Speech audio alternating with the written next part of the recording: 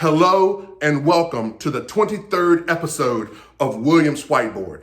As I always do, I like to take a quick moment just to say thank you to all of you that have come by, watched the videos, liked, commented, and shared. The shares mean a lot, so keep the word going. Thank you so very much. On this episode, I'm going to talk about the concept of the funding trinity. Yes, we're going to nerd out a little bit on government contracting and appropriations law. And we're going to talk about the concept of the funding trinity. So this past week, I had one of my new government contracting clients reach out to me. He is incubating, basically starting and incubating his government contracting business in the fourth quarter. Okay, what an interesting time to do that.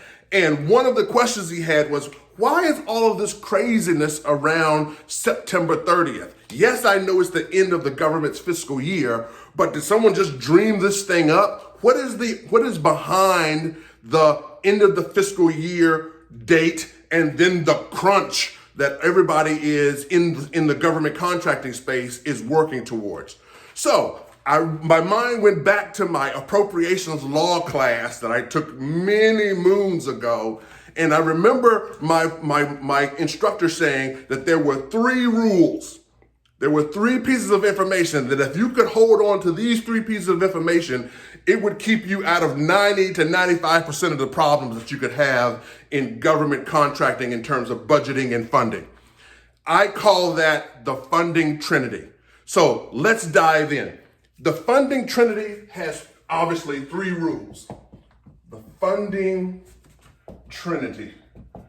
Okay. There's three rules. Okay. There are three rules in the funding trinity. The very first is the purpose statute. Okay. Purpose statute. It's actually U.S. Code 31 U.S.C. 1301. Okay.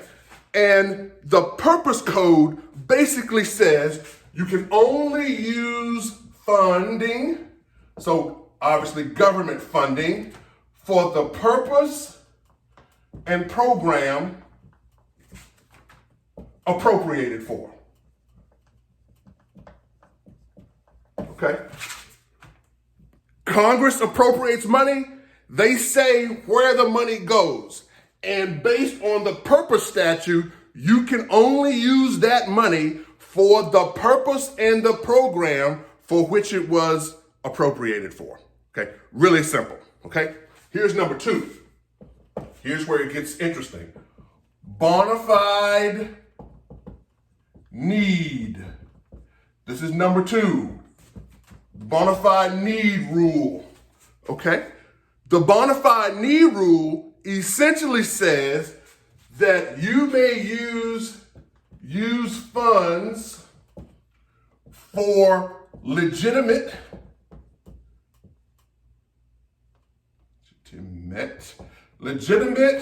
otherwise known as bona fide needs in the fiscal year.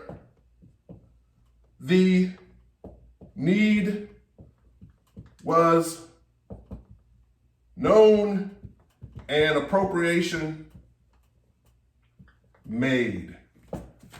Okay? Really simple. You have to have wherever your need for the funding to be used for, it has to be a need in the fiscal year that the funding was provided for. So if we're in FY20, all of the needs, the demands, the requirements that you have to purchase have to be FY20 needs, okay? It has to be FY20 needs. Now, the special piece about this is that if your need happens to show up in the 11th or 12th month of the FY, it doesn't mean you only have one or less months to use the money. The bona fide need says wherever your need is identified, you've got 12 months to use the funds if it's a 1 year, 12-month appropriation.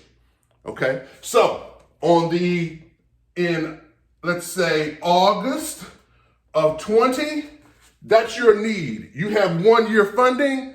That funding can be used until July of 21. Okay. If that need crosses over the fiscal year, then you have 12 months to use that funding. The third is the Anti-Deficiency Act. Anti-Deficiency Act. That basically says gov agencies are prohibited from spending funds before or in excess of an appropriation.